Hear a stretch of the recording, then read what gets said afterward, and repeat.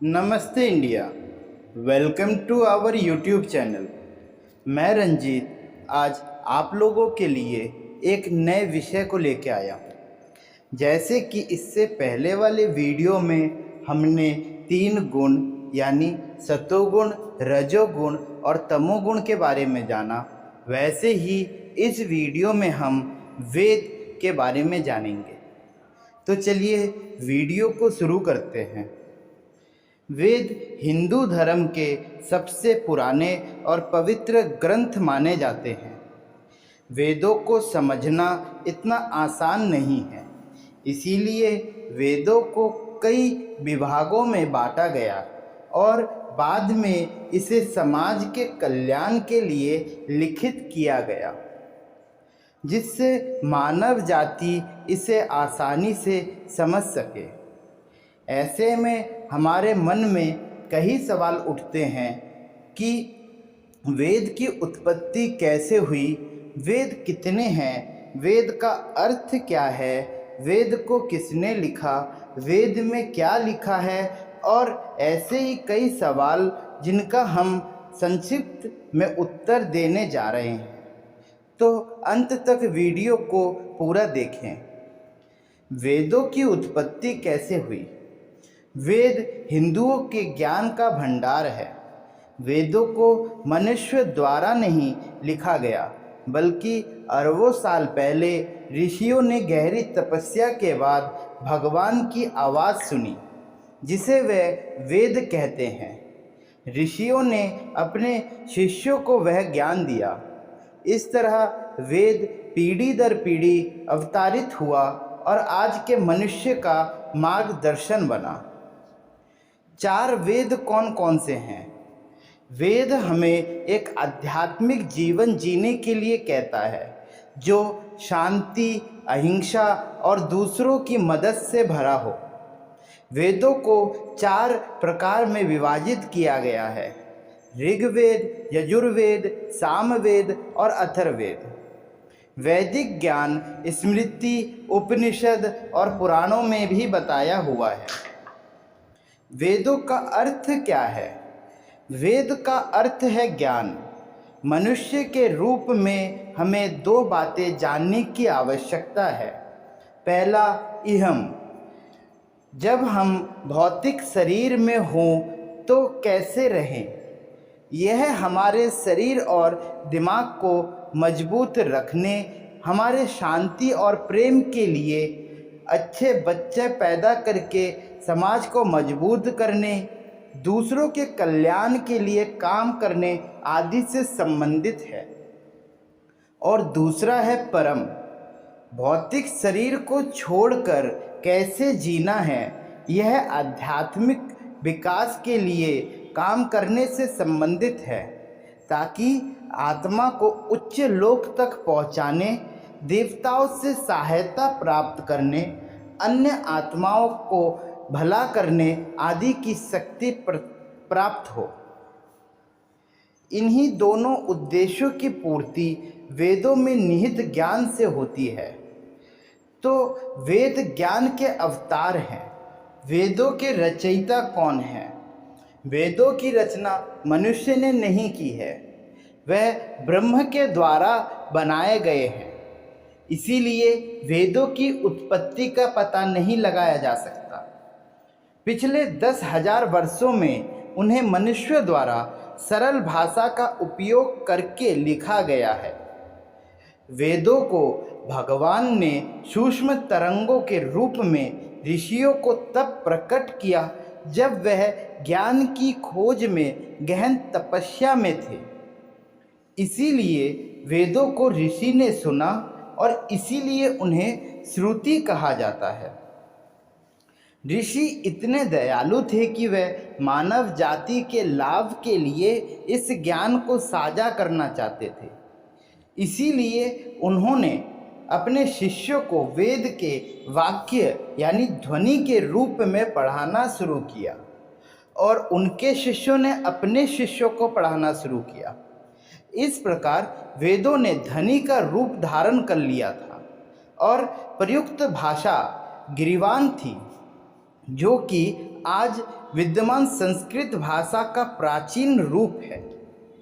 गिरिवान को देवताओं की भाषा भी कहा जाता है।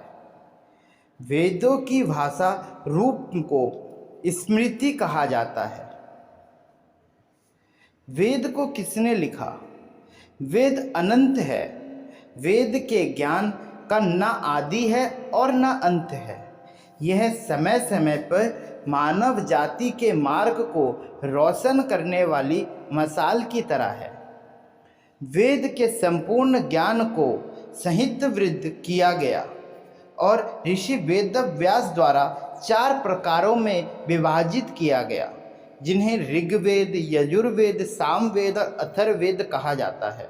शतपथ ब्राह्मण के श्लोक के अनुसार अग्नि, वायु, आदित्य और अंगिरा ने तपस्या की और ऋग्वेद, यजुर्वेद, सामवेद और अथर्ववेद को प्राप्त किया। प्रथम 3 वेदों को अग्नि, वायु और सूर्य से जोड़ा जाता है और संभवतः अथर्ववेद को अंगिरा से उत्पन्न माना जाता है।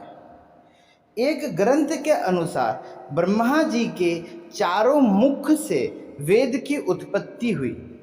ऐसी मान्यता है कि वेद प्रारंभ में एक ही था और उसे पढ़ने के लिए सुविधा अनुसार 4 भागों में विभाजित कर दिया गया। एक वेद में हजारों मंत्र और रचनाएं हैं जो एक ही समय में संभवतः नहीं रची गई होगी और ना ही एक ऋषि द्वारा लिखा गया। इनकी रचना समय समय पे ऋषि द्वारा होती रही और वह एकत्रित होती गई। कुछ अज्ञानी विदेशियों के साथ साथ कुछ भारतीय प्रचार करते हैं कि वेद आर्य द्वारा लिखे गए थे। एक अलग जाति के लोग जो उत्तर भारत में कहीं से उतरे और उस ज्ञान को भारत के शेष हिस्से तक फैलाया। यह विचार पूरी तरह से निराधार था। इसका उद्देश्य यह फैलाना था कि वेद भारतीयों की संपत्ति नहीं है। सच्चाई यह है कि आर्य मूल रूप से भारतीय यानी हिंदू थे। वह सरस्वती नदी के तट पर मानव सभ्यता को स्थापित करने वाली पहली जाति थे जो रामायण काल के दौरान मौजूद थी। वेदों में सरस्वती नदी का 50 से भी ज़्यादा अधिक बार उल्लेख किया गया है, जबकि गंगा नदी का केवल 1 बार उल्लेख किया गया है।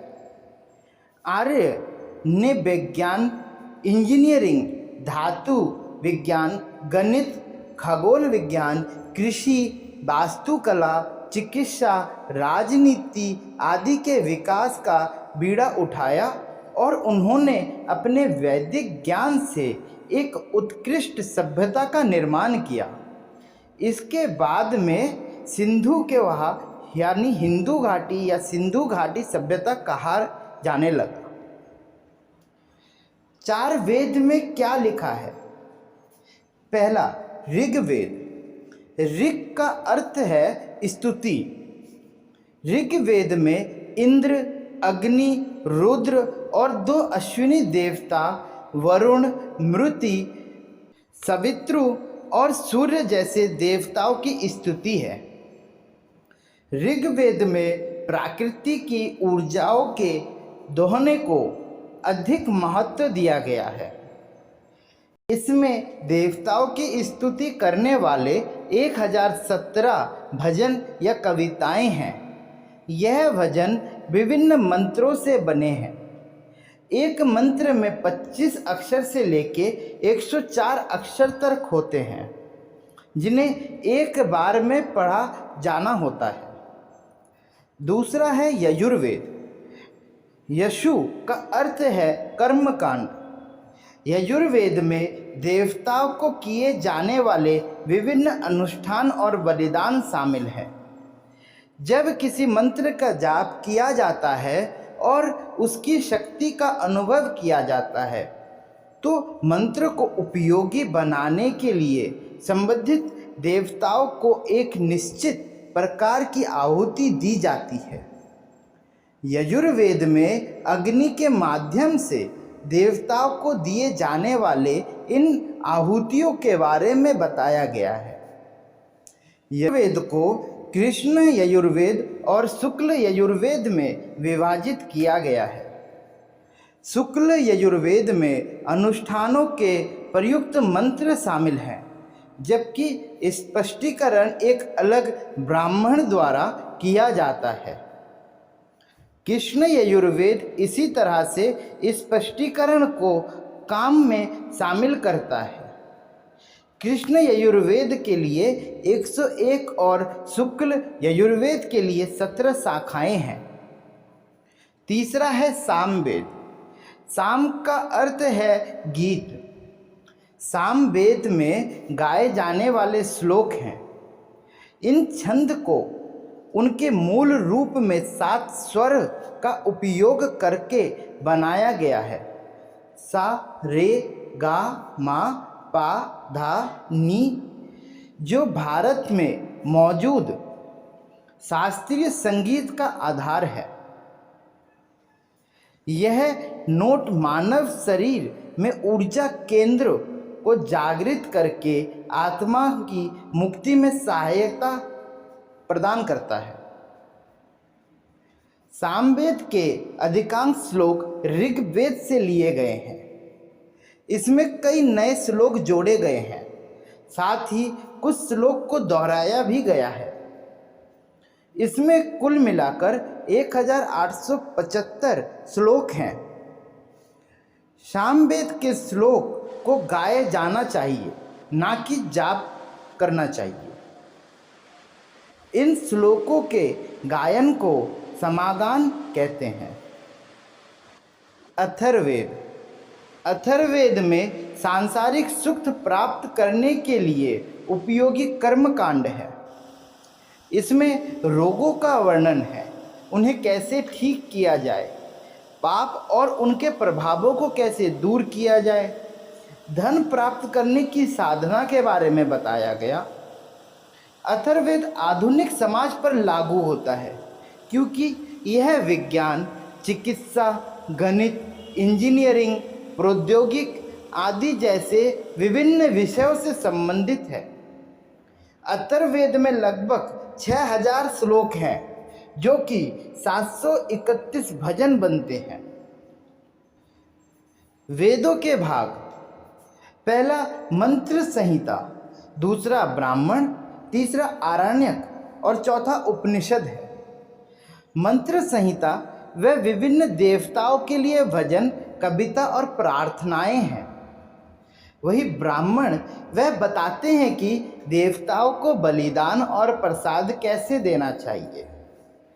आरण्यक में कर्म कांडों को दार्शनिक व्याख्या करते हैं, और वही उपनिषद उन्हें सबसे महत्वपूर्ण माना जाता है, क्योंकि उनमें सभी वेद का संपूर्ण ज्ञान का सार समाहित है। सबसे महत्वपूर्ण उपनिषद है कीना उपनिषद, ईशा उपनिषद, कथा उपनिषद, प्रश्न उपनिषद, मांडक्य उपनिषद और मुंडका उपनिषद आदि। उपवेद कितने हैं? उपवेद 4 हैं: आयुर्वेद, धनुर्वेद, गंधर्व वेद और अर्थशास्त्र। आयुर्वेद रोगों के लिए हर्बल उपचार से संबंधित है। वही धनुर्वेद में शत्रुओं से बचाव और युद्ध करने के तरीके बताए गए। गंधर्व वेद में संगीत से संबंधित है। वही अर्थशास्त्र राजनीति और अर्थशास्त्र से संबंधित है। वेदों के अंग क्या हैं? वेदों के 6 अंग हैं: व्याकरण, ज्योतिष, निरुष्ट, शिक्षा, छंद और कल्प। व्याकरण संस्कृत भाषा के व्याकरण से संबंधित है। वही ज्योतिष, यह ज्योतिष और खगोल विज्ञान से संबंधित है।